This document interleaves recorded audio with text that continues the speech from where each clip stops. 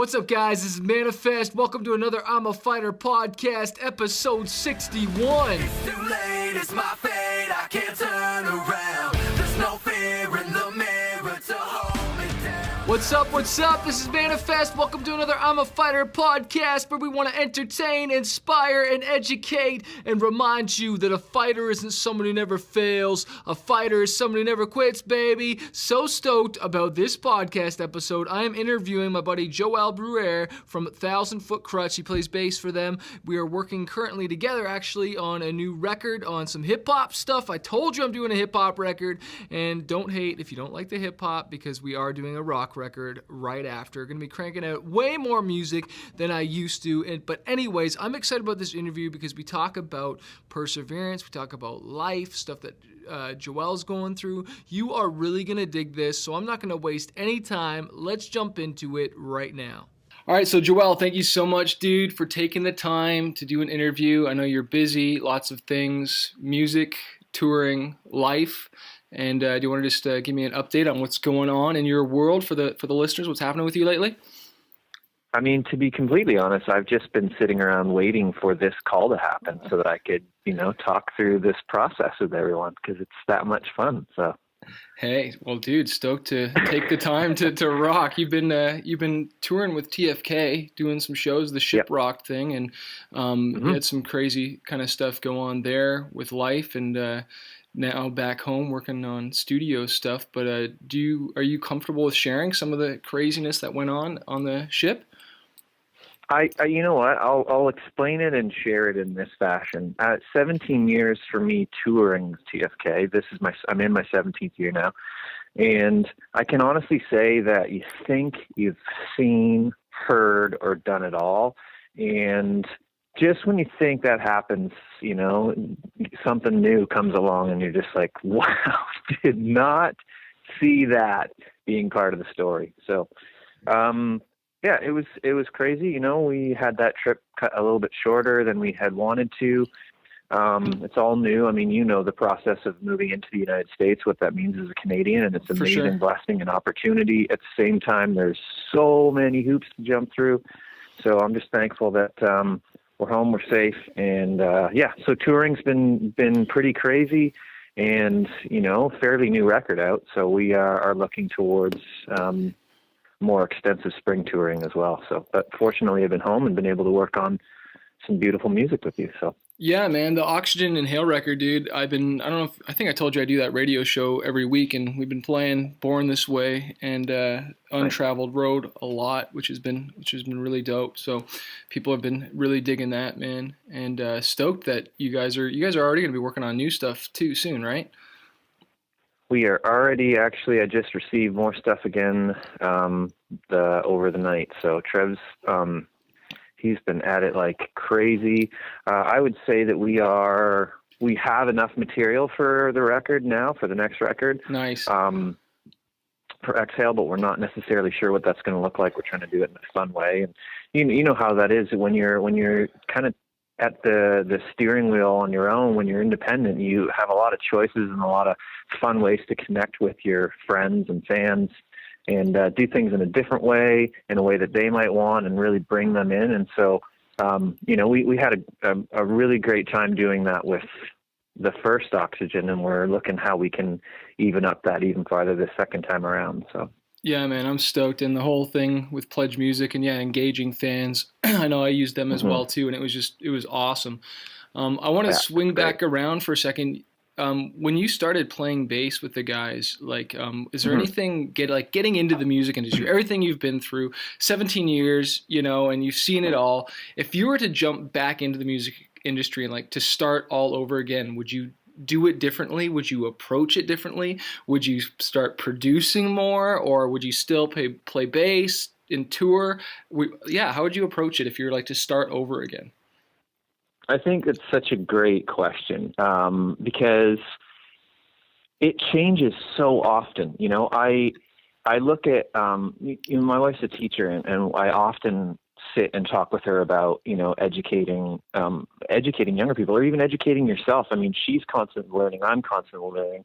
I'm trying to every single day I learn more and I look at things differently. I also think, though, to kind of answer that question in a short version and a long version, I think that I would never change anything that I've gone through and the way that I've gone through it, because I think truthfully where I am now is because of that journey. I'm one of those people that feel that way. Sure, there's a shorter way to get to some of the places I've got to, but I don't think I would be as colorful and as probably for me as creative as I am if I didn't go through the journey the way that I went through it. That being said, I think the industry is so different now than it was when we were even starting. Yeah, it is. And then it was modern when we were starting already. Things had already started to do, some people call it the collapse. I like to look at it like, it's just the new version. It's the new norm, and there's nothing wrong with it. A lot of people do think it's broken, and, there are a lot of pockets of it that are broken. At the same time, I mean, it's a really exciting time to be part of this medium, Yeah, I think so. So I wouldn't change anything, but I will say this: if there's anything I can say, be it production, be it playing your instrument, anything that you do with this, something I probably never took seriously enough when I was starting out was the simple fact that there's always another me. There's always someone else who wants it probably more than I do. Right. And so to be as hungry as possible and to always strive to be, I sum it up to this. I think I said this to you. I might have even said this to you when we had when we had a Skype call with some of your peeps last time around. A friend of mine once said to me, he was naming this jazz artist that's ridiculous, and she's like early 20s. She might not even be 21, let's say, and she's so unbelievably good. All these people talk about how did she get so good, and you ask her, and she said, well, how long do you practice your instrument? And most people will say, or your craft, be it. Most people will say, I practice every day. I pick up a guitar and I practice for an hour. And that to a lot of people is a lot of time. Some people have lessons every week, and they take a lesson and it's an hour lesson every single week. And when you're young and when you're in school, that's one thing. At the same time, she then said, think about how long someone spends at work. Someone who is an adult and they're at work, or how long you spend at school in a day. Yeah. And most people, that's an 8-hour day. Yeah, it is.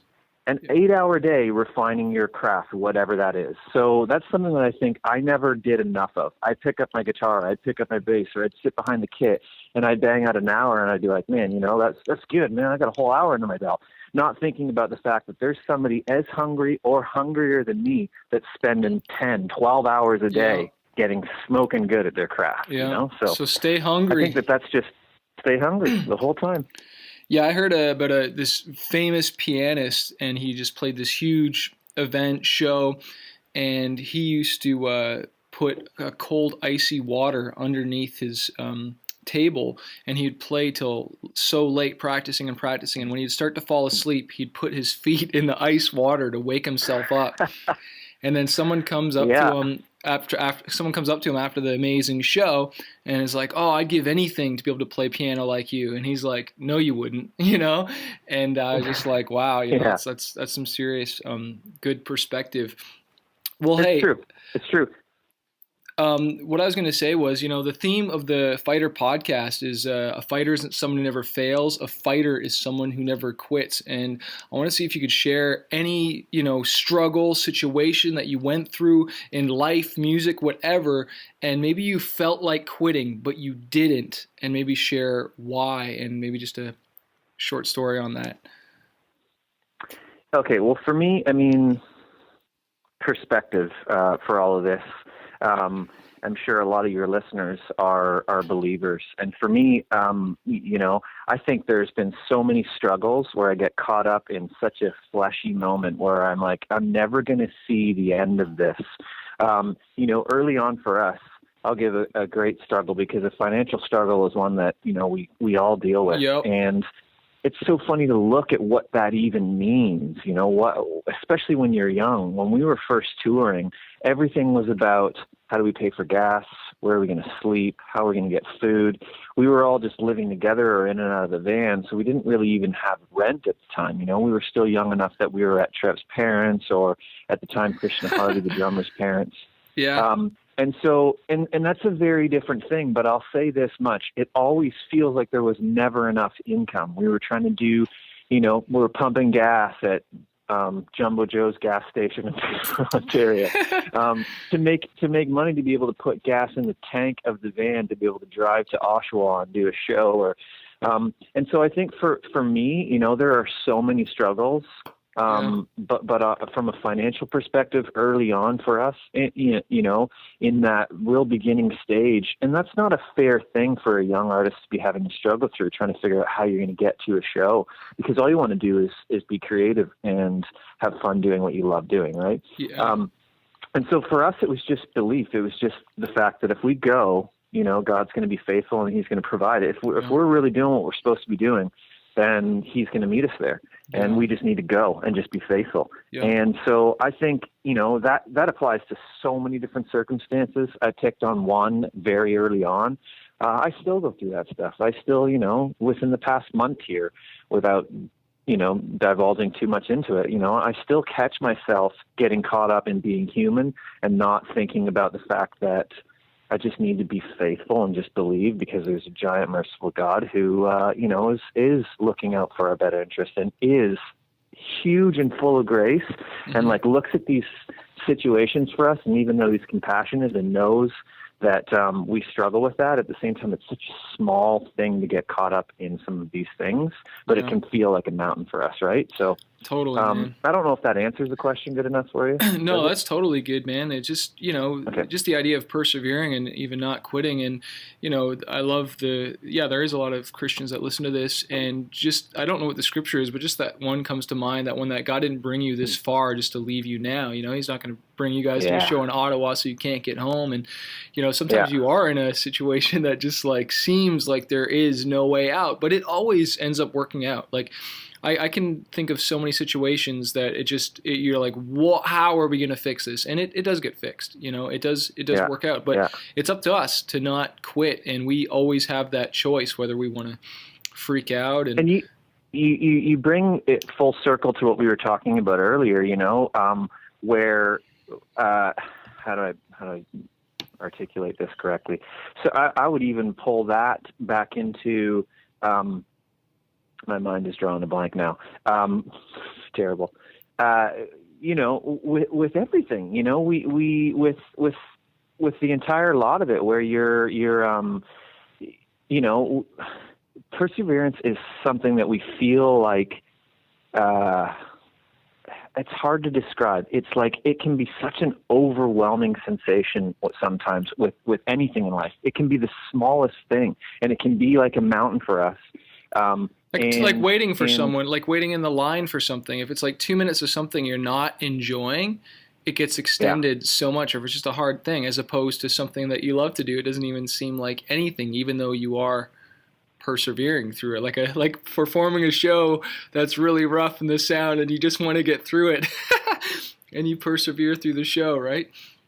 And learning to be in that scenario. You bring up a great point. There's been countless shows. You know, you have some great shows. You leave the stage, you're thankful. You're like, my gosh, that was incredible. Great connection with the audience. You know, some songs go off better than they normally go off.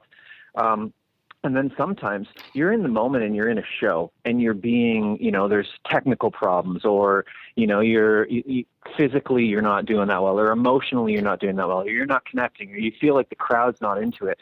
All of these things, I think in those moments, that's when we truly condition ourselves. Because if you can persevere in that moment, and you can be joyful and you can be thankful in the thick of it when you shouldn't be thankful at all, that's the sweetness of it to me. That's good. Perseverance.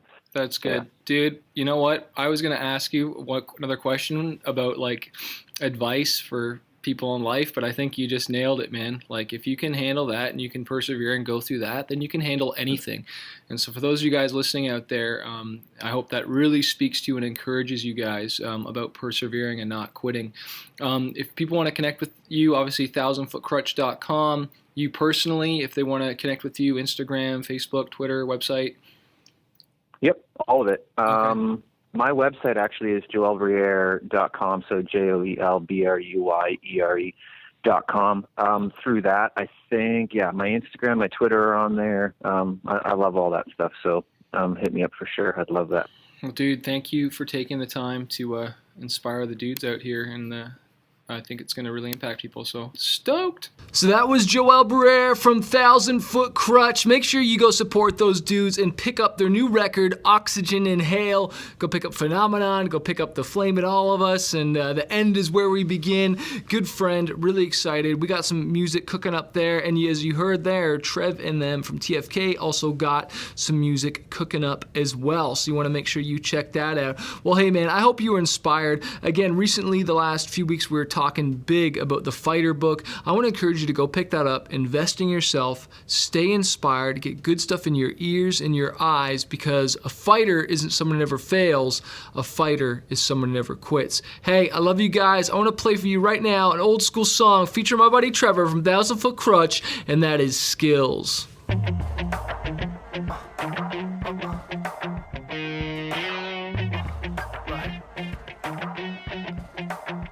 Let's go.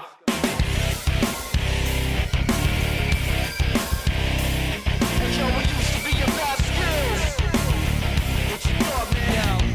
See the light get knocked off. I don't talk a lot, I drop it hard. Modern day summer's topping charts. Get me in my comfort at a concert for childhood. Virgin in the city, clubs and outskirts. Not with the verse from the words of God dialoguing. Keep walking, proceed behind the line of caution. Just in, I heard the men's talking. He ain't the same dude, changed the freight, he came to pay dues. It used to be about skills, now it's about bills. You don't know me and you can't hold me, yo.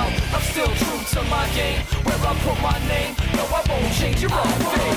Run away from where I was found and bring me one step closer to where I am now. And every time you try breaking me down, I'm gonna get right back up and stand my ground. I run up in your set with black cars and a skate deck, doing hockey pucks and blowing speakers and mic check 1, 2. What you gonna do when I come through with a team of crazy Canadians, rockin' skidoos and snow races? You could call it whatever you like, would have an effect on your life, cause they're just words on the mic, right? Tell me people never listen to the words, so watch the reaction I get when I drop this verse. Hey yo, it used to be about skills, now it's about bills. You don't know me and you can't hold me, yo. I'm still true to my game, where I put my name. No, I won't change your own thing. Run away from where I was found and bring me one step closer to where I am now. And every time you try breaking me down, I'm gonna get right back up and stand my ground. Stepping in this game, man. A lot of punches being thrown at you. Falling down on how many times. Just gotta get right back up.